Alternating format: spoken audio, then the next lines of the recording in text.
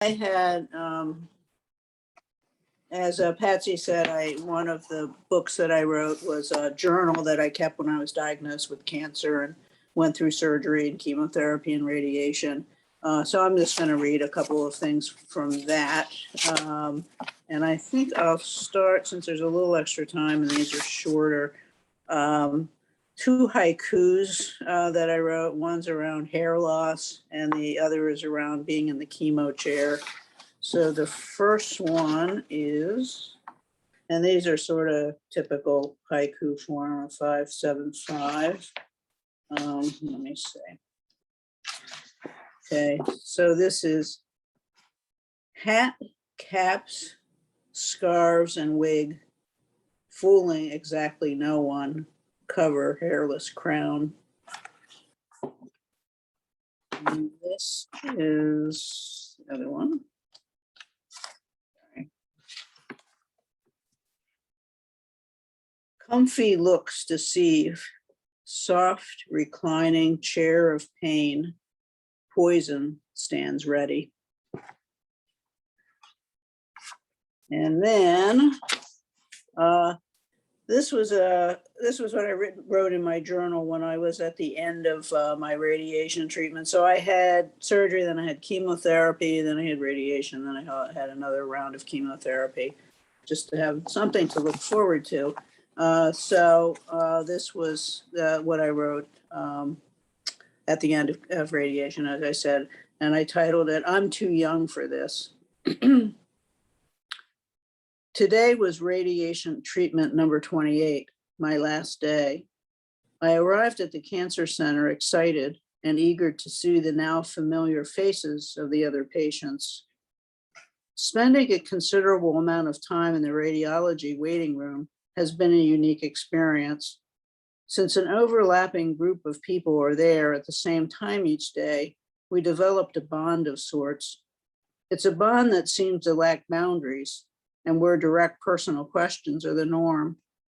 We go well beyond the usual, where are you from and how was your drive in?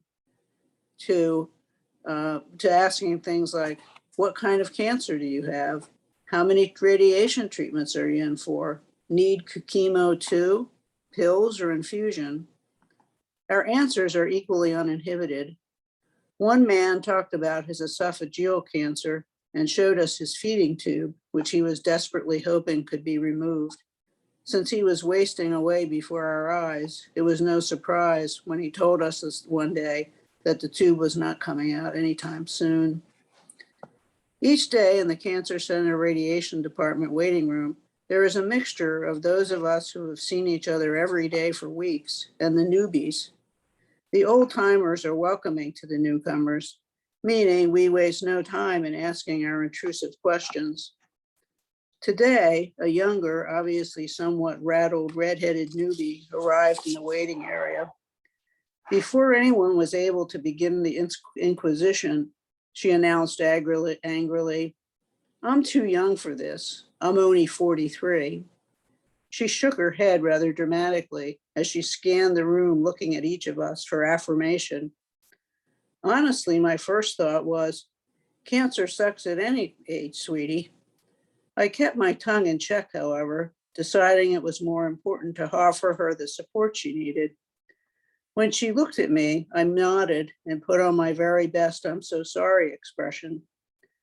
As I glanced around the room to observe the reactions of my fellow cancer patients, I realized that all of us on that particular morning were a good 20 to 30 years her senior.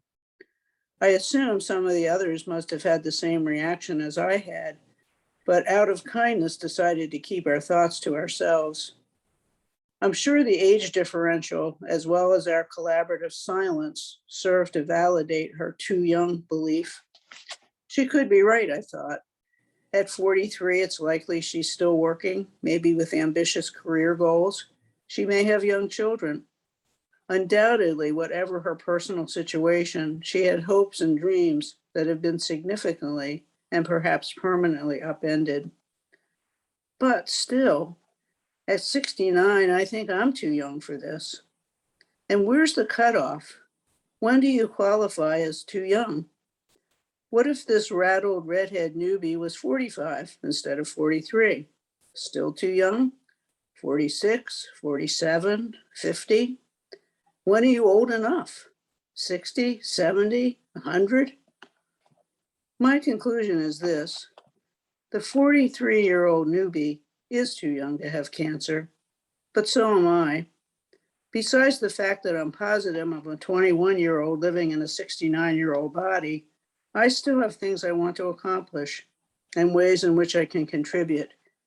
And even if, God forbid, I fell into the nebulous category of old enough, my initial reaction was valid and perhaps should have been spoken aloud.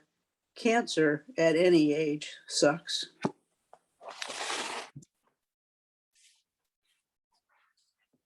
That's it. Thank you for listening.